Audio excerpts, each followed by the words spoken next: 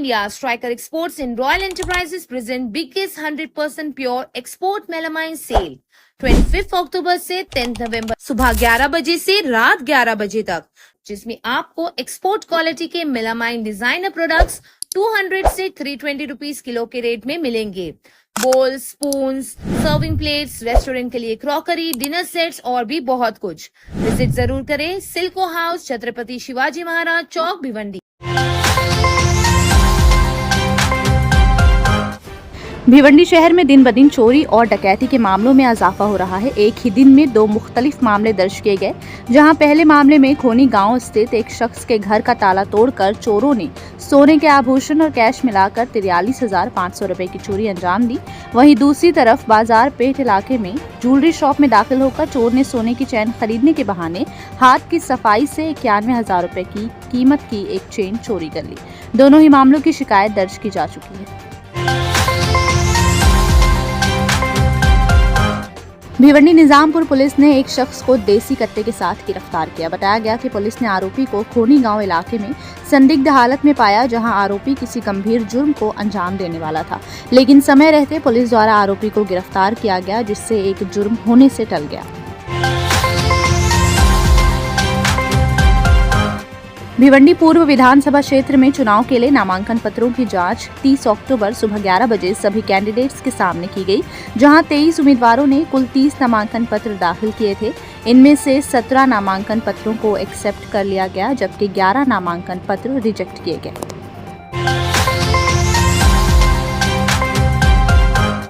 भिवंडी पश्चिम विधानसभा seat के लिए इस चुनाव काफी हलचल देखी गई। इस सीट पर टोटल 45 नामांकन पत्र दाखिल किए गए थे।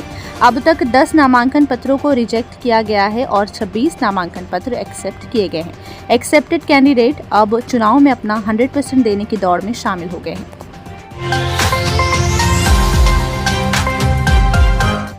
सिक्योरिटी गार्ड से हुई बहस और विवाद के बाद एक नौजवान की जान चली गई। खबरों के मुताबिक कल्याण में स्मार्ट सिटी के कामों के लिए सड़क पर बैरिकेडिंग लगाई गई है, साथ ही कई सिक्योरिटी गार्ड्स भी तैनात किए गए हैं।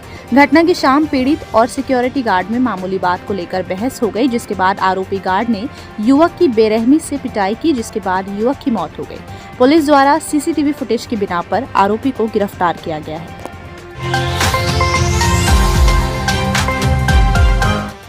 वर्ल्ड हेल्थ ऑर्गेनाइजेशन द्वारा जारी की गई चौंकाने वाली रिपोर्ट के मुताबिक दुनिया के 26% टीबी के मरीज सिर्फ हिंदुस्तान में ही मौजूद हैं।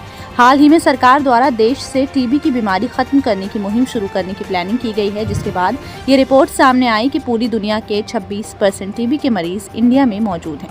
कोविड के बाद 2023 में एक बार फिर टीबी इंडिया में सबसे ज्यादा होने वाली बीमारियों में शामिल हुई है।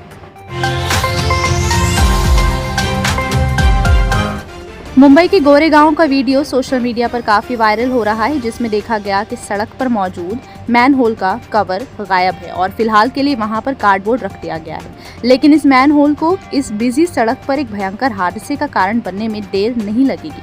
प्रशासन का ध्यान इस तरफ खींचने के लिए वीडियो वायरल किया जा रहा है।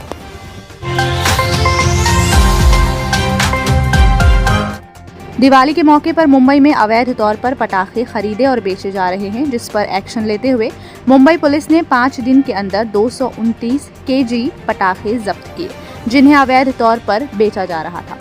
मुंबई पुलिस द्वारा गाइडलाइंस जारी की गई थी कि बिना बीएमसी के परमिशन के किसी भी तरह के पटाखे बेचना अवैध होगा और इन गाइडलाइंस को न मानने वालों पर कार्रवाई की जाएगी। थाने में मामूली बात को लेकर एक शख्स ने अपने दोस्त की हत्या कर दी। पिछले दिनों थाने पुलिस को एक 47 साल शख्स की डेड बॉडी मिली थी, जिसके सर पर गहरी चोट और प्लास्टिक का फंदा था। सिर्फ 2 घंटे की तहकीकात के बाद पुलिस ने आरोपी दोस्त को गिरफ्तार किया, जिसने कबूल किया कि खाना शेयर करने की बहस को लेकर उसने अपने दोस्त की हत्या की थी।